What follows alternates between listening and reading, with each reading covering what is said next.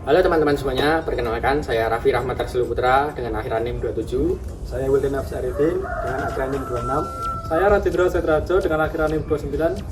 Di sini kami ingin mereview kendaraan beroda 2 dengan merek Yamaha Vixion sebagai tugas akhir kita di mata kuliah Dasar Teknologi Otomotif dengan Bapak dosen Dr. Insinyur Gunadi SPD MPD IPU.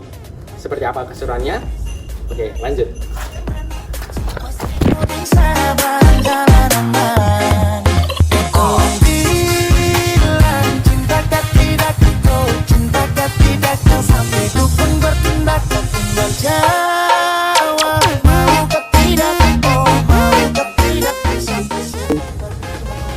Yamaha Vixion 2016. Seperti ini untuk mesinnya. Mesin ini dibekali dengan 149 cc atau yang dibulatkan 150, bertenaga dan juga 5 percepatan, menggunakan 4 klep SOHC dan berpendingin radiator.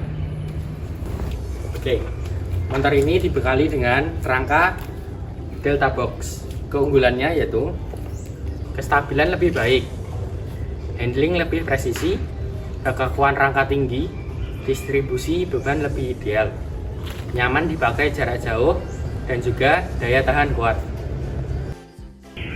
Oke, dari tangki sendiri di sini motor Vixion dibekali dengan kapasitas 12 liter, yang dimana per liternya motor ini dapat menempuh jarak antara 40 sampai 50 km. Oke, motor bertipe naked ini memiliki panjang dari depan hingga belakang yaitu 1955, dan juga untuk sumbu rodanya A ke B 1295. Ketinggian jok sendiri dari atas hingga lantai itu 795, yang dimana cocok untuk pengendara Asia. Baik, sekarang kita masuk ke bagian kaki-kaki dari motor ini. Untuk kaki-kaki sendiri, motor ini menggunakan shock depan model teleskopik dengan diameter 33 mm. Untuk yang bagian belakang, shock ini menggunakan shock model monoshock dengan panjang 300 mm.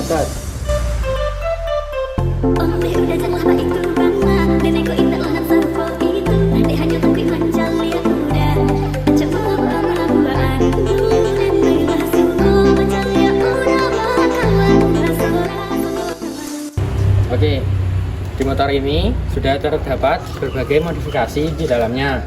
Sebagai contoh, ini ada riser stang untuk menambah ketinggian dari stang itu sendiri, supaya saat dikendarai motor ini tidak terasa pegal. Dan juga untuk spion juga sudah diganti menggunakan merek aftermarket. Untuk pengereman sendiri dari master rem sudah menggunakan KTC set dengan koplingnya. Untuk lampu sendiri, motor ini sudah dibekali untuk lampu bilet.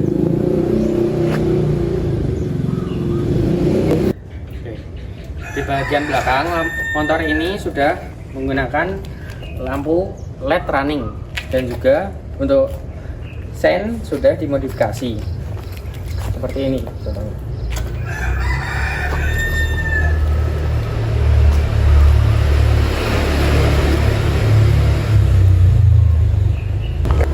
Nah, di bagian rodanya, motor ini menggunakan velg ring 17 yang dari RCB yang dibalut dengan ban merek Aspira Premio.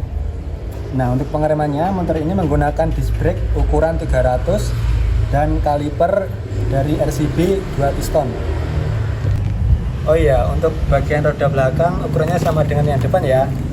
Sekarang kita masuk ke bagian gear set. Yang gear bagian belakang ini dengan ukuran 42, dan yang depan ini dengan ukuran 14 dengan rantai model standar ukuran 428. Oke, untuk desain sendiri motor ini sangat bagus ya. Menggunakan desain yang futuristik dan tidak ketinggalan zaman. dengan lekukan di bodi dan juga di tangki, menambah kesan menjadi motor lebih garang.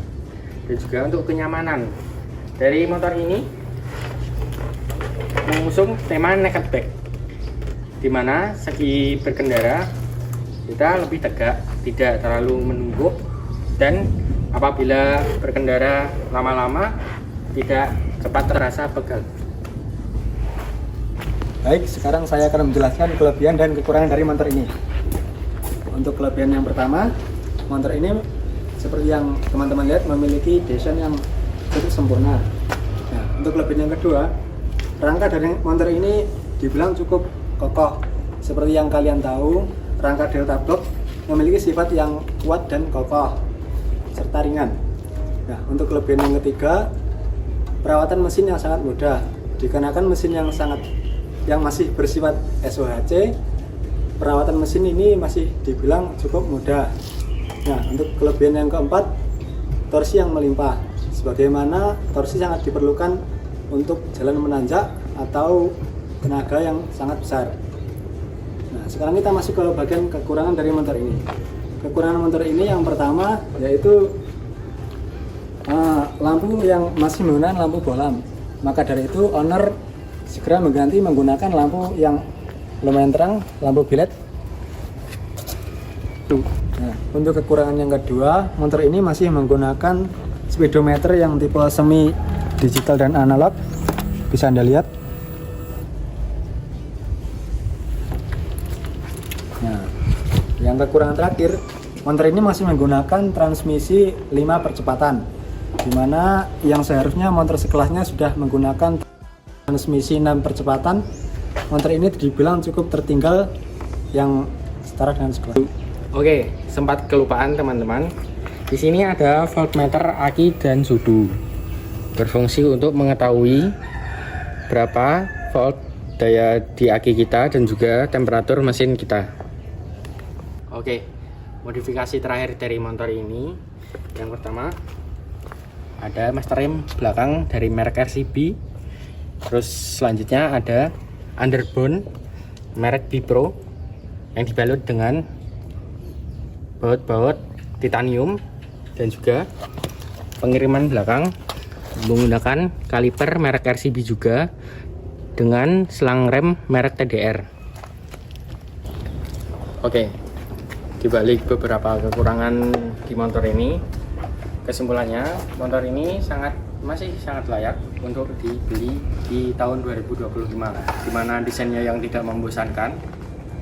Yang kedua, konsumsi bahan bakar yang sangat irit, dan juga tenaga yang dihasilkan oleh motor ini sangat sesuai untuk medan yang ada di Indonesia, yang tidak terlalu landai, menggunakan torsi.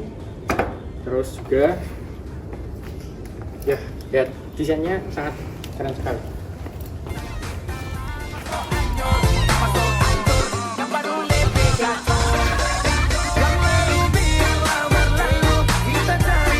Nah, ini kekurangan yang nomor 2, motor ini masih menggunakan speedometer.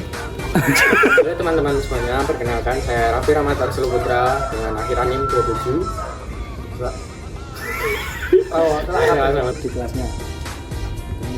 Cut. Udah. Oke. Jadi sekian yang dapat kami review tentang motor ini. Apabila ada salah kata perbuatan kami mohon maaf. Sampai berjumpa di video yang akan datang. Salam kumlot.